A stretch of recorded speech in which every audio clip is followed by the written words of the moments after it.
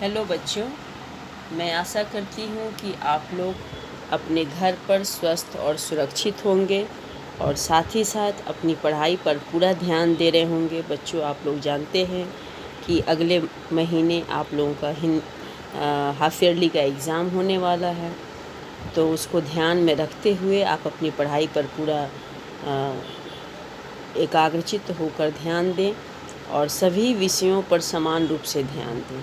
ये भी ज़रूरी है, ये नहीं कि कोई एक विषय पर ध्यान दे बाकी सभी विषय को नज़रअंदाज कर दे। नहीं, आपको सभी विषय पर समान रूप से ध्यान देने होंगे। और ये भी मैं बता दूं कि ऑब्जेक्टिव प्रश्न ही ज़्यादातर एग्ज़ाम में आएंगे, तो आपको ऑब्जेक्टिव प्रश्न के जो भी उत्तर हैं, चाहे वो इनसाइड हो या एक्सरसाइज क्वेश्चन हो, उसको याद करके रखें। तो पिछली कक्षा में हमने पढ़ा था क्या, ग्रामर बुक में संधि और समास चैप्टर। तो आप लोग अपने सामने ग्रामर बुक निकालें। चैप्टर का नाम है, चैप्टर है संधि और समास और नंबर है चैप्टर 13। ठीक है, तो इसमें हमने पढ़ा संधि के बारे में और समास के बारे में। तो एक बार फिर से मैं रिपीट कर देती हूँ। संधि दो वर्णों के मेल से होने वाले विकार को क्या कहते हैं? संधि कहते हैं। और संधि के कितने भेद होते हैं? संधि के 3 भेद होते हैं, स्वर संधि, व्यंजन संधि और विसर्ग संधि। स्वर संधि क्या है? स्वर के साथ स्वर का मेल होने पर जो विकार होता है उसे स्वर संधि कहते हैं।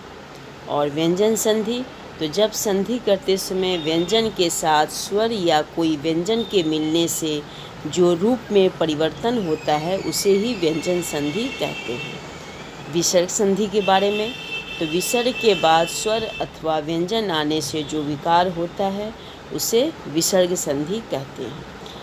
नेक्स्ट है समास। समास की परिभाषा क्या है? तो दो या दो से अधिक शब्द मिलकर एक नया एवं सार्थक शब्द की रचना करते हैं और यह नया शब्द ही समास कहलाता है। ये पाठ से संबंधित जो हैं वो मुख्य बातें हैं जो कि मैं आपके सामने रखी। फिर समास विग्रह क्या है? तो जब समस्त पद को एकाधिक शब्दों में तोड़ दिया जाता है तो उसे समास विग्रह कहते हैं। तो बच्चों, ये मुख्य बातें थी जो पाठ से संबंधित थी। और कुछ बातें जो हैं मैं प्रश्न पेपर से संबंधित यानी प्रश्न पत्र से संबंधित बातों को रखती हूँ। तो सबसे पहले है कि आप लोग जानते हैं, इसके पहले भी एग्ज़ाम दे चुके हैं, तो हाफ ईयरली में आपका क्वेश्चन पैटर्न क्या रहेगा? अनसीन पैसेज रहेंगे, राइटिंग पार्ट आपका 2 है, कहानी लेखन और संवाद लेखन। तो संवाद लेखन छोटा ही आपको लिखना है, ज़्यादा लंबा नहीं लिखना। जैसे 6-7 वाक्यों का संवाद होना चाहिए, यानी 6-7 पंक्तियों का संवाद होना चाहिए। ज़्यादा लंबा संवाद लेखन आपको नहीं लिखना है। और कहानी लेखन में क्या रहेगा कि कुछ संकेत बिंदु यानी कुछ शब्द मैं दे दूंगी और उन शब्दों के आधार पर यानी शब्दों को भरकर आपको कहानी पूरा करना होगा। जो कहानी लिखा हुआ रहेगा उसमें बीच बीच में रिक्त स्थान दिए रहेंगे। उन रिक्त स्थानों में जो शब्द रहेंगे, सहायक शब्द, उन शब्दों को आप भरेंगे और उसके बाद वो कहानी लेखन जो है वो पूरा होगा। तो ये हुआ राइटिंग पार्ट के तरीके कि किस तरह से आपको पूरा करना है। संवाद लेखन छोटा है तो वो आप कर सकते हैं, उसमें फिलिंग दी ब्लैंक्स को लिखना ज़रूरी नहीं है। और दूसरी बात, ग्रामर पार्ट, तो ग्रामर पार्ट में भी ऑब्जेक्टिव प्रश्न रहेंगे। जैसे जो भी मैं चैप्टर पढ़ाई हूँ उसमें देखिएगा फिलिंग दी ब्लैंक्स हुआ या बहुविकल्पी प्रश्न, यानी जिसमें 4 विकल्प रहेंगे, सही विकल्पों को चुनना है। फिर टिक मार्क यानी सही या गलत कथनों पर आप चिन्ह लगाएं, इस तरह के प्रश्न। फिर वो मिलान करें, मैचिंग वाले। 1 वर्ड यानी एक वाक्य में उत्तर देना, एक शब्द में, इस तरह से भी प्रश्न जो हैं वो एग्ज़ाम में आएंगे। तो इसके आधार पर ही आप अपनी तैयारी में लग जाएं। और साथ ही साथ टेक्स्ट में शब्दार्थ जो है वो तो ज़रूर आएंगे, तो उन्हें याद करके रखिए। और फिलिंग दी ब्लैंक्स हुआ, बहुविकल्पी प्रश्न हुआ, किसने किससे कहे, इस तरह के प्रश्न, और छोटे उत्तर वाले यानी संक्षिप्त उत्तर देना, ये जो प्रश्न हैं, लंबे प्रश्न जो हैं, लंबे उत्तर वाले वे प्रश्न नहीं आएंगे। तो आप ये ध्यान में रखते हुए अच्छी तरह से अपनी तैयारी जो है वो करें। ये प्रश्न पत्र का प्रारूप था जो मैं आपके सामने रखी। अनसीन पैसेज में भी ऑब्जेक्टिव क्वेश्चन रहेंगे। प्रश्नों का उत्तर या लिखें या टिक मार्क करें, इस तरह के प्रश्न जो हैं उनसे पूछे जाएंगे और आपको उत्तर देने होंगे। तो ये सारे जो हैं प्रश्न उसके आधार पर ही और क्वेश्चन पेपर बनाए गए हैं, तो उसके अनुसार ही आपको अपनी तैयारी भी करनी है। राइटिंग पार्ट जो है वो मैं बताई, उसमें आपको फिलिंग दी ब्लैंक्स के रूप में रहेगा और शब्द दिए रहेंगे। उन शब्दों को आप उचित कथन के अनुसार उसे सही समझकर वहाँ भरकर कहानी को पूरा करेंगे। संवाद लेखन में छोटा ही लिखना है, यानी ज़्यादा से ज़्यादा 6-7 पंक्तियों का ही संवाद लेखन होना चाहिए, ज़्यादा लंबा आपको नहीं लिखना है। और उसमें ही सटीक बातों के द्वारा छोटे छोटे वाक्यों का प्रयोग करना है आपको, लंबे वाक्यों का प्रयोग नहीं करना है, छोटे वाक्यों में ही संवाद लेखन करने हैं। जैसे कि इसके पहले भी मैं संवाद लेखन और कहानी लेखन चैप्टर से संबंधित जो बातें हैं वो मैं बता चुकी हूँ उस वीडियो में। फिर भी मैं आपके सामने इन बातों को दोहराते हुए बता देती हूँ कि एग्ज़ाम में आपको छोटे छोटे वाक्यों का ही प्रयोग करना है और 6-7 पंक्तियों में ही, यानी 6-7 वाक्य में ही आपको संवाद लेखन पूरे करने हैं। सटीक होने चाहिए शब्द और छोटे वाक्य होने चाहिए, ये ध्यान में रखना होगा। तो ये जो है संधि और समास चैप्टर से जो मुख्य बातें थी वो तो मैं आपके सामने रखी। अब मैं प्रश्न उत्तर कराने जा रही हूँ, तो आप लोग अपने सामने कॉपी निकालें, हिंदी कॉपी, और उसमें चैप्टर नंबर डालें। चैप्टर नंबर है 13, पाठ का नाम है संधि और समास। तो सबसे पहला जो प्रश्न है, पहले आप शीर्षक लिख लें, निम्नलिखित प्रश्नों के उत्तर दीजिए। प्रश्न नंबर क, संधि किसे कहते हैं, यह कितने प्रकार की होती है। पहले ये प्रश्न लिखें, इसमें 2 प्रश्न जुड़ा हुआ है। पहला प्रश्न क्या है, संधि किसे कहते हैं। दूसरा प्रश्न क्या है, यह कितने प्रकार की होती है। तो प्रश्न लिखने के बाद अब मैं उत्तर पढ़ने जा रही हूँ। 2 वर्णों के मेल से होने वाले विकार को संधि कहते हैं। 2 वर्णों के मेल से होने वाले विकार को संधि कहते हैं। संधि 3 प्रकार की होती है। संधि कितने प्रकार की होती है, 3 प्रकार की होती है, याद रखिएगा, ठीक है। प्रश्न नंबर ख, स्वर संधि से आप क्या समझते हैं। आप स्वर संधि के बारे में आपको लिखना है कि स्वर संधि है क्या। तो 2 स्वरों के, यानी स्वर के साथ स्वर का मेल होने पर जो विकार होता है उसे संधि कहते हैं। स्वर के साथ स्वर का मेल होने पर जो विकार हो उसे स्वर संधि कहते हैं।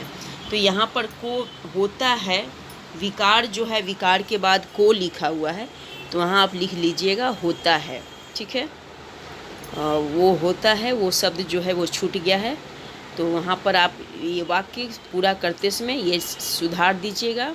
स्वर के साथ स्वर का मेल होने पर जो विकार होता है शब्द लिखकर तब लिखिएगा, उसे स्वर संधि कहते हैं, ठीक है। प्रश्न नंबर ग, गुण संधि को उदाहरण सहित समझाइए। गुण संधि अ या आ के बाद छोटी ई या बड़ी ई आए तो ए, उ या बड़ा उ आए तो औ तथा री आए तो अड़ हो जाता है। जैसे महा प्लस इस महेश। अब इसमें देखें, आ प्लस बड़ी ई जुड़ने के बाद क्या हो गया, परिवर्तित ए के रूप में, ए के रूप में वह परिवर्तित हो गया। यह गुण संधि की पहचान है, तो उसे हमें लिखना है।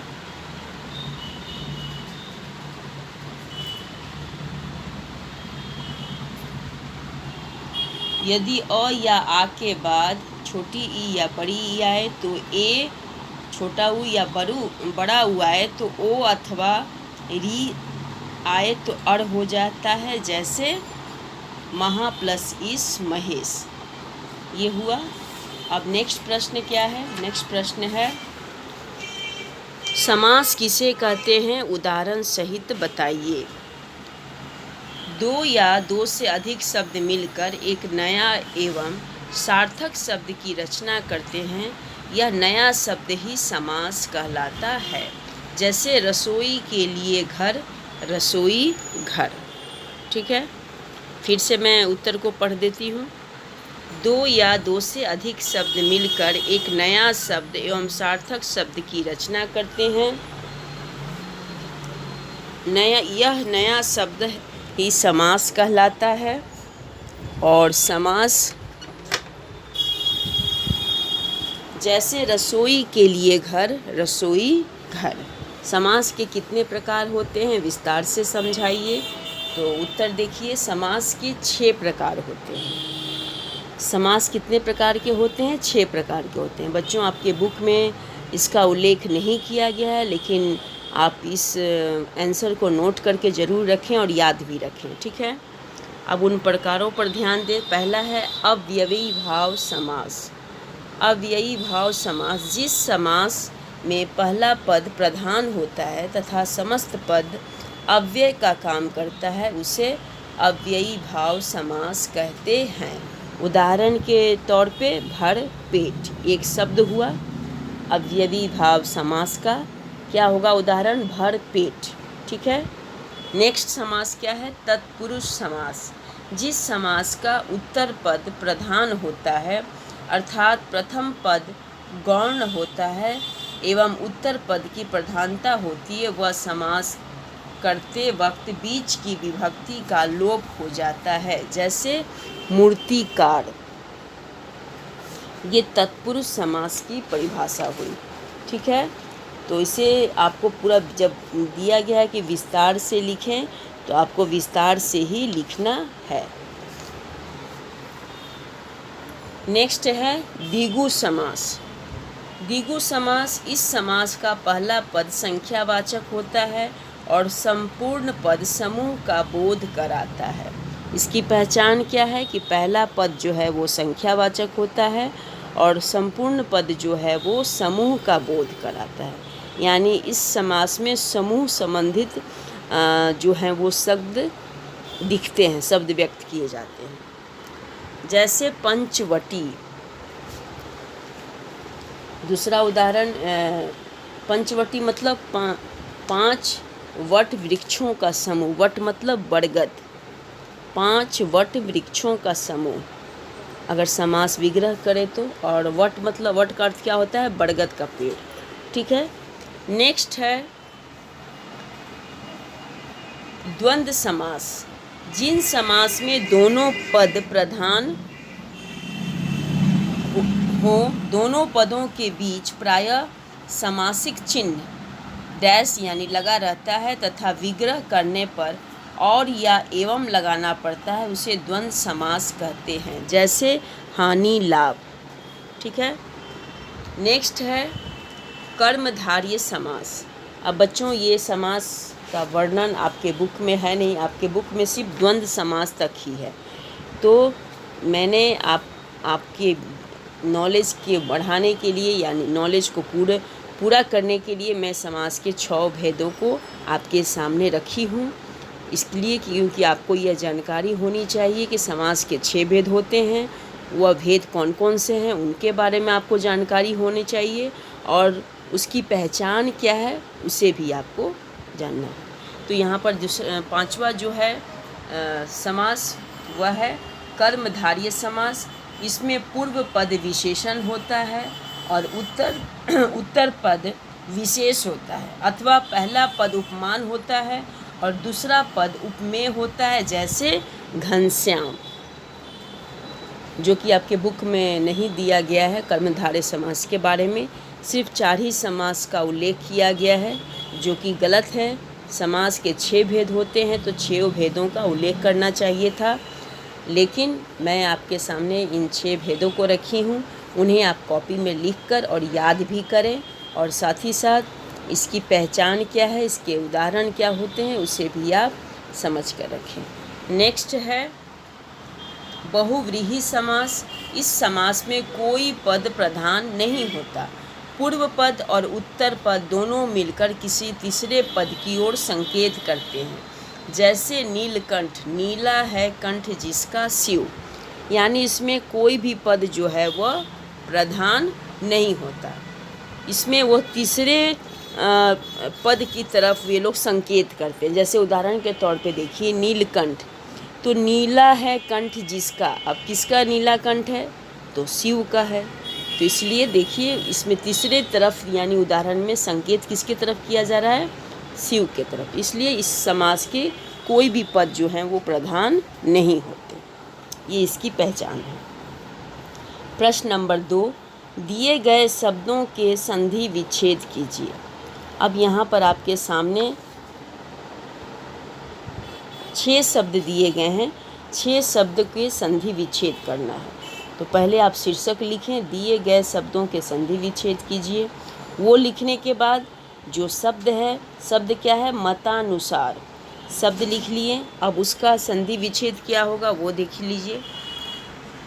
मतानुसार का संधि विच्छेद होगा मत प्लस अनुसार, मत प्लस अनुसार, मतानुसार, ठीक है। दूसरा शब्द क्या है, हिमालय, तो क्या होगा, हिम प्लस आलय, हिमालय। हिमालय का संधि विच्छेद क्या होगा, हिम प्लस आलय। तीसरा शब्द है नागेंद्र, तो नागेंद्र का संधि विच्छेद क्या होगा, नाग प्लस इंद्र, नाग प्लस इंद्र, और इंद्र मतलब छोटी ई, बड़ी ई नहीं, छोटी ई लगेगा। सदैव, सदैव शब्द क्या संधि विच्छेद क्या होगा, सदा प्लस एव, सदा प्लस एव, इसका संधि विच्छेद होगा। तो यहाँ पर देखो बच्चों, मोबाइल स्क्रीन में आपको उत्तर लिखे हुए हैं, लेकिन आपको शब्द के बगल में संधि विच्छेद के साथ लिखने हैं। यानी पहले आपको शब्द लिखना है, उसके सामने ये जो उत्तर लिखा हुआ है मोबाइल स्क्रीन पर दिख रहा है जो, उसे लिखने हैं। यानी ये संधि विच्छेद किया हुआ शब्द है, तो शब्द लिखकर संधि विच्छेद किया हुआ शब्द को आपको लिखने हैं। इस तरह से कॉपी में आप अपने लिखकर कंप्लीट कीजिएगा। प्रत्येक, प्रत्येक शब्द का संधि विच्छेद क्या होगा, प्रति प्लस एक, प्रति प्लस एक, प्रत्येक। फिर आगे देखिए दिग्दर्शन, दिग्दर्शन का संधि विच्छेद क्या होगा, दिक प्लस दर्शन, दिग्दर्शन। नेक्स्ट है प्रश्न नंबर 3, दिए गए समस्त पदों का समास विग्रह कीजिए। दिए गए समस्त पदों का समास विग्रह कीजिए। अब इसमें आपको समस्त पद दिया गया है और उसके समास विग्रह करना है। इसके पहले हम लोग क्या किए, संधि विच्छेद किए। संधि किए हुए शब्द थे तो उसको हमें क्या करना था, संधि विच्छेद करना, मतलब अलग करना, शब्दों को अलग करके दिखाना। अब यहाँ पर प्रश्न नंबर 3 में क्या करना है, समस्त पद है, अब उसे समास विग्रह करके दिखाना है, यानी उसे अलग करके दिखाना है। पहला शब्द क्या है, दीनो दीन। अब इसका समास विग्रह क्या होगा, दीन दीन। समास विग्रह क्या होगा, दीन दीन। दीन लिखकर बीच में डैश देकर फिर दीन, इस तरह से लिखिएगा, दीनो दीन, ठीक है। यश प्राप्त, इसका समास विग्रह क्या होगा, यश को प्राप्त, यश को प्राप्त। तो समस्त पद लिखने के बाद ही उसके सामने समास विग्रह करके, यानी समास विग्रह किए हुए शब्दों को लिखिएगा। उत्तर इसी तरह से आपको अपनी कॉपी में लिखने हैं, प्रश्न के साथ, ये ध्यान में रखिएगा। बिना प्रश्न लिखे आपको उत्तर नहीं लिखना है। नेक्स्ट प्रश्न क्या है, भयभीत। तो इसका क्या होगा, समास विग्रह, भय से भीत, ठीक हुआ। नेक्स्ट है दोपहर, दो पहरों का समूह, ठीक है। नेक्स्ट है रात दिन, तो इसका क्या होगा, समास विग्रह, रात और दिन। घर द्वार, तो फिर देखिए इसमें भी वही होगा, घर और द्वार। तो इस तरह से आप समास विग्रह करेंगे और समस्त पद के साथ समस्त पद पहले लिखेंगे और इसके बाद ही समास विग्रह किए हुए शब्दों को लिखेंगे। प्रश्न नंबर 4, निम्नलिखित शब्दों की संधि विच्छेद कीजिए। अब यहाँ पर कुछ शब्द दिए गए हैं, निम्नलिखित शब्दों की संधि कीजिए, यानी संधि विच्छेद किए हुए शब्द हैं, उनको संधि करना है, यानी जोड़ना है। संधि करना मतलब कि जोड़ना है, अलग किए हुए शब्दों को मिलाना है। तो यहाँ पर है नाग प्लस इंद्र, तो क्या होगा, शब्द क्या बनेगा, नागेंद्र। शब्द क्या बनकर आएगा, नागेंद्र। ठीक है। महा प्लस उपकार, तो संधि शब्द क्या होगा, महोपकार। क्या होगा शब्द, महोपकार। ठीक है। न्याय प्लस धीश, न्यायाधीश। और नर प्लस इंद्र, क्या होगा इसका संधि शब्द, नरेंद्र। महा प्लस ऋषि, महर्षि। तो यहाँ पर 5 संधि विच्छेद किए हुए शब्द हैं और उन संधि विच्छेद किए हुए शब्दों को हमने संधि की, तो संधि किए हुए शब्द लिखे। तो इस तरह से आप प्रश्न के सामने उसका उत्तर लिखेंगे। अगले प्रश्न की तरफ बढ़ेंगे। प्रश्न नंबर 5, बहुवैकल्पिक प्रश्न। अब यहाँ पर 3 विकल्प दिए गए हैं। इन 3 विकल्पों में से आपको सही विकल्प जो है वो लिखने हैं। प्रश्न नंबर 5 लिखिए, इसका शीर्षक लिखिए, बहुवैकल्पिक प्रश्नों में से सही विकल्प छांटिए। हो गया। अब क, संधि के भेद होते हैं। संधि के भेद होते हैं। यहाँ पर देखिए 3 विकल्प है, 5, 2, 4। जबकि बच्चों ये आप भी जानते हैं कि ये तीनों विकल्प जो है वो गलत है। यानी संधि जो उत्तर यहाँ आपके बुक में विकल्प के रूप में दिया गया है, ये तीनों उत्तर जो है यानी विकल्प जो है वह गलत है। कोई भी उत्तर इसमें है ही नहीं। 3 विकल्प हैं लेकिन 3 विकल्प में कोई उत्तर, एक भी उत्तर इसमें नहीं है। आप जानते हैं कि संधि के कितने भेद होते हैं, 3 भेद होते हैं, इसलिए मैंने उत्तर लिख दिया है 3। ठीक है। तो आप बुक पर ध्यान न दें, जो उत्तर यहाँ आपके मोबाइल स्क्रीन पर लिखा हुआ है उसे लिखें। फिर नेक्स्ट देखें प्रश्न नंबर ख, सदैव यह शब्द संधि है। कौन सा संधि है, 3 विकल्प दिया गया है, यर्ण संधि, वृद्धि संधि, गुण संधि। तो कौन सा संधि होगा, वृद्धि संधि। सदैव कौन सा संधि है, वृद्धि संधि। फिर प्रश्न नंबर ग, 2 या 2 से अधिक पदों के मेल को कहते हैं। क्या कहते हैं, संधि विशेषण समास। अब यहाँ बच्चों ये प्रश्न ही गलत है, इसलिए इस प्रश्न को ग को काट दीजिए। यहाँ पर देखिए मैं लिखी हूँ उत्तर में ग, उसके नीचे क्रॉस कर दी हूँ, बगल में क्रॉस कर दी हूँ, तो इसलिए इस प्रश्न को आप काट दीजिए क्योंकि प्रश्न ही गलत है। 2 या 2 से अधिक पदों के मेल को कहते हैं। अब यहाँ पर आपको विकल्प में क्या दिया है, संधि विशेषण और समास, जबकि तीनों उत्तर जो हैं यानी विकल्प जो हैं वो गलत हैं, वो होंगे ही नहीं। इसलिए आपको ये प्रश्न जो है वो काट देने हैं। यानी बुक में जो लिखी हुई बातें होती हैं वे सभी कभी कभी उसमें गलतियाँ भी आपको वो प्रिंट जो है वो गलती से गलत छप जाते हैं, या वो प्रिंट के वजह से वो प्रश्न ही गलत हो जाते हैं, उत्तर गलत हो जाते हैं। तो ये हमें ध्यान देना है। तो प्रश्न नंबर ग को आप काट दीजिए, ये प्रश्न गलत है और इसमें कोई भी विकल्प जो दिया हुआ वो सही नहीं है। प्रश्न नंबर घ, गगनचुंबी कौन सा समास है। अब इसमें देखो बच्चों, तो क्या होगा, गगनचुंबी तत्पुरुष समास है। इसका उत्तर क्या होगा, तत्पुरुष समास। ठीक है। प्रश्न नंबर अंग, दिन रात का समास विग्रह होगा। सही इसका उत्तर क्या होगा, सही उत्तर होगा दिन और रात। सही विकल्प इसका क्या होगा, दिन और रात।